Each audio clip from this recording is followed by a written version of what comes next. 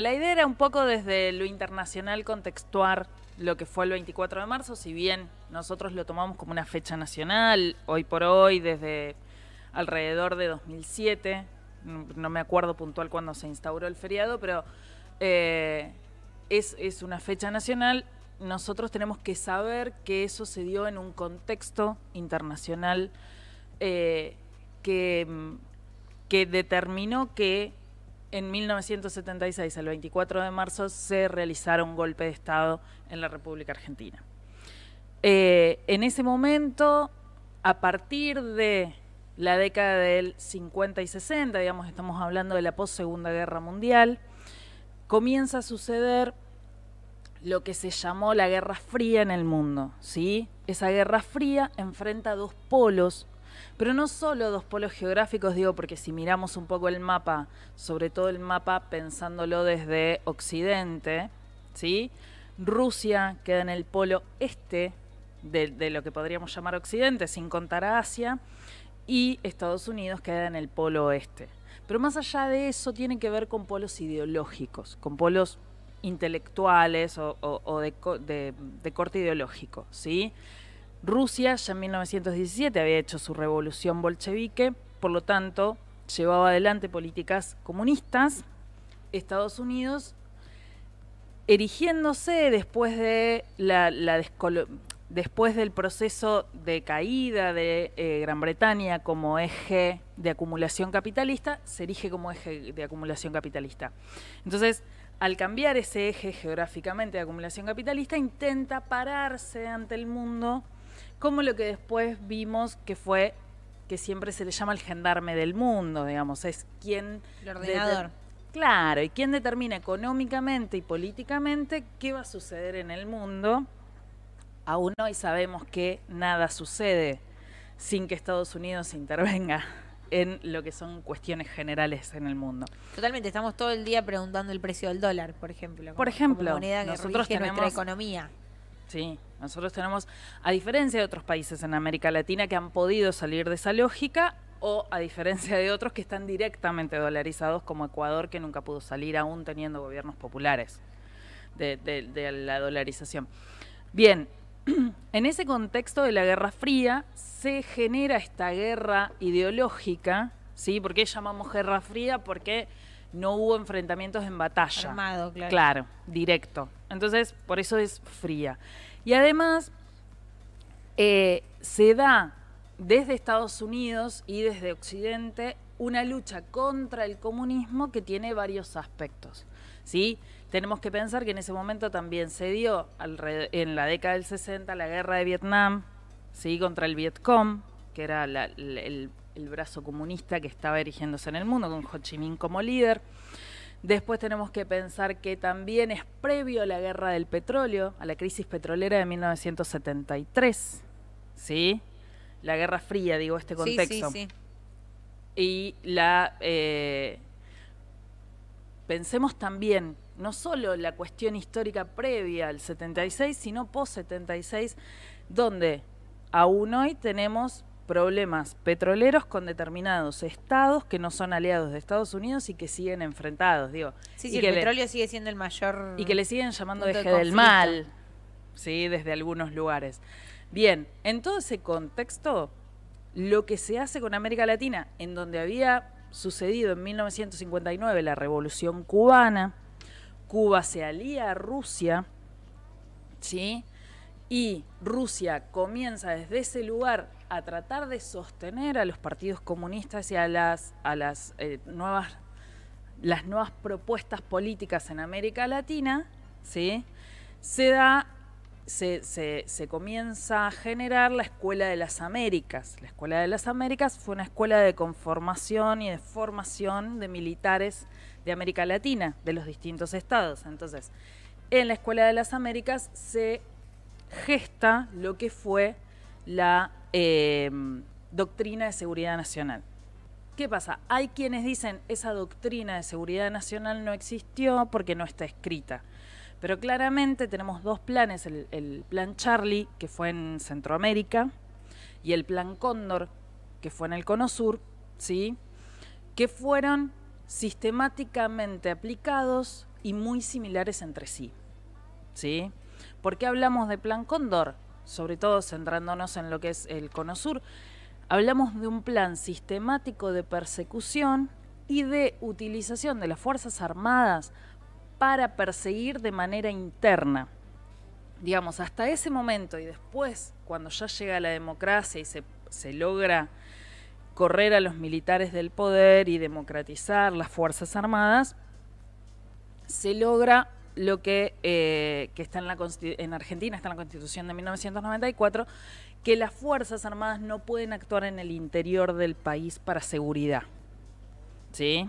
Por eso cuando hay cualquier intervención que haya que hacerse sobre seguridad nacional, sí se toma Gendarmería, que es una fuerza del Estado Nacional, pero no se puede utilizar el ejército. El ejército solo se utiliza a partir de 1994 de una manera social. Claro. ¿Sí? Porque está prescrito por la ley, porque tuvo que ver con que cuando participó en cuestiones nacionales internas fue para persecución, desaparición y asesinato de personas. Entonces dijeron, chicos, basta. Digo, la democracia dijo, pudo decir esto. Bueno, ese plan sistemático se aplicó en Cono Sur, sobre todo en Argentina, que fue el último de los países que es tomado por la dictadura. Chile, donde se derroca Salvador Allende, que el otro día hablábamos de Boric, que hablábamos de la dictadura pinochetista. Bueno, todo eso viene a partir, no Boric, sino la dictadura pinochetista, viene a partir del derrocamiento de Allende en 1973. Paraguay, ¿sí? Con Stroessner, Uruguay y Brasil. Brasil es un caso raro en un montón de análisis que uno tiene que hacer porque tiene otro tipo de colonización, tiene otro tipo de procesos políticos y demás.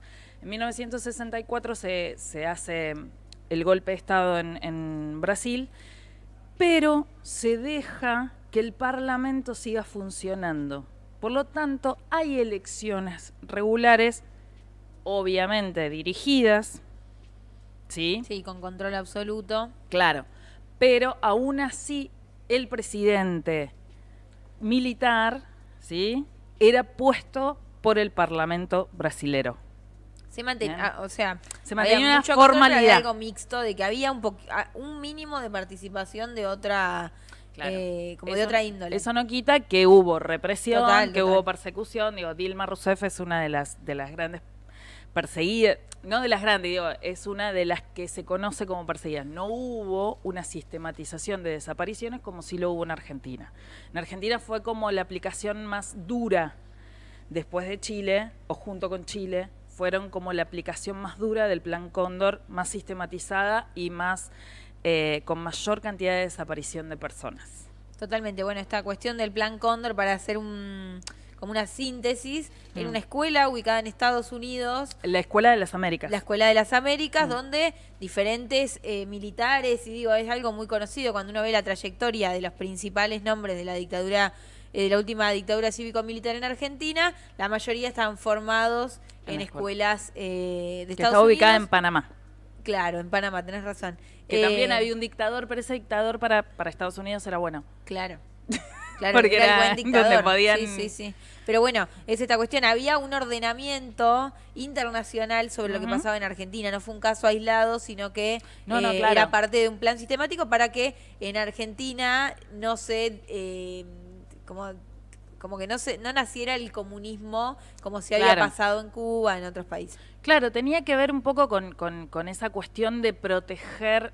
Era muy loco, digo, cuando vos hablas de dictadura cívico-militar, como nombraste recién, es muy loco, no es muy loco, digo, es lógico ver la cúpula de la Iglesia Católica interviniendo en ese... Hablo de la cúpula porque siempre cuando uno habla de la Iglesia tiene que correr un poco a quienes sí hicieron un trabajo social real y siguen la doctrina social de la Iglesia. Esta cuestión no es todo los sacerdotes absoluto. Tercermundistas, totalmente. Y en general la cúpula de la Iglesia acompañó porque sostenía la moral, porque el comunismo venía a romper con la moral de la gente. Digo, y tampoco los perseguidos y desaparecidos eran todos comunistas, ni tenían que ver, digo, había una cuestión sistemática de persecución. Incluso es esta cuestión cuando uno quiere ubicar en el presente, es el hijo, la hija de cualquier persona que está haciendo, que estudia arquitectura, medicina, lo que sea que estudie, o psicología, y dice, bueno, voy a hacer algún trabajo territorial, ya iba a ser una persona que iba a ser perseguida. Por eso digo, nadie tendría que haber sido desaparecido ni torturado, pero sí hay una cuestión de que se lo reduce a algo que no es real, sino que era hacer cualquier cosa fuera de lo que se exigía, que era algo muy reducido, muy controlado y que muchas veces no respondía a lo que la gente quería, era un motivo de persecución. O sea, ir a un barrio era ser subversivo. Claro, ir a un barrio a hacer una actividad era un motivo de persecución, y también obviamente hay como varias cuestiones, ¿no? Un plan económico que se quería instaurar, que era un plan sumamente neoliberal, que iba a hambrear inevitablemente a la gente, y que la única manera de también poder instaurarlo era a través de la violencia. Absolutamente, que digo, cuando uno habla de capitalismo no habla solamente de una cuestión de... o de esto de la moral que hablábamos recién del comunismo, sino de un sistema económico que se quiere imponer por sobre otro sistema económico, que en ese momento eran... Digo, el comunismo no es esta cuestión de somos todos iguales, y no es solo eso, sino que es un sistema económico mundial, que se puede sostener como sistema económico mundial. Entonces, era la lucha de poder entre dos sistemas económicos, y la instauración, digo, después se logra la instauración con la perestroika en 1989 y la caída del muro de Berlín, se logra la instauración casi mundial de ese sistema, del sistema capitalista, ¿no? Totalmente, pero en ese momento estaba en puja, y bueno, esta cuestión que también hablábamos con la guerra, que es inevitable.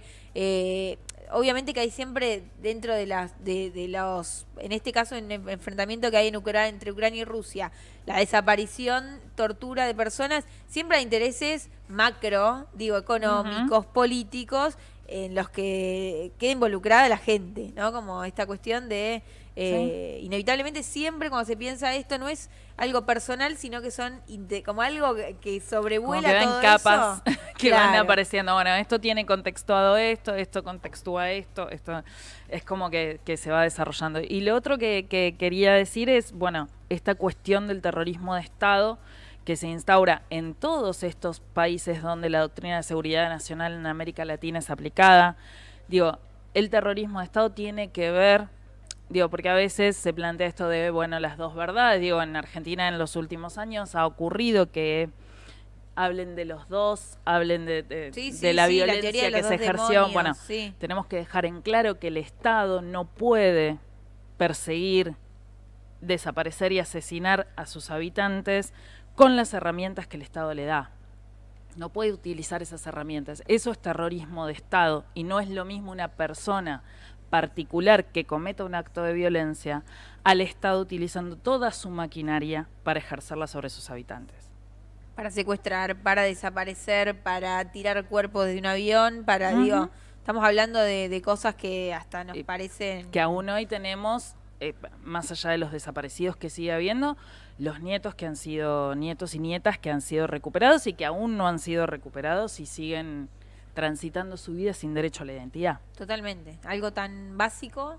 Y bueno, y esta cuestión de decir, y también pensarlo en contexto, de decir, sos la madre, es el año, no sé, 1978, y sos la madre de una persona desaparecida y no tenés a quién denunciarle, porque el que vas a denunciarlo es el que lo desapareció, ¿no? Es como esa cuestión tremenda que no se pone a pensar, y es la desprotección total, y el pedir a través de una carta en un diario a algún otro país que por favor publique que está pasando esto en Argentina, ¿no? Es desesperante, si uno lo piensa en contexto, y es desesperante. Sí, y que Argentina tuvo la movilización de a quienes llamaron locas, que son las madres de Plaza de Mayo, y que pudo hacerse visible a través del Mundial, del Mundial de Fútbol de 1978, que fue lo que más visibilizó a Argentina en el mundo, que intentó ser propagandístico y resultó tener estas como grietas en donde se filtró la posibilidad de denunciar al mundo lo que estaba sucediendo en Argentina.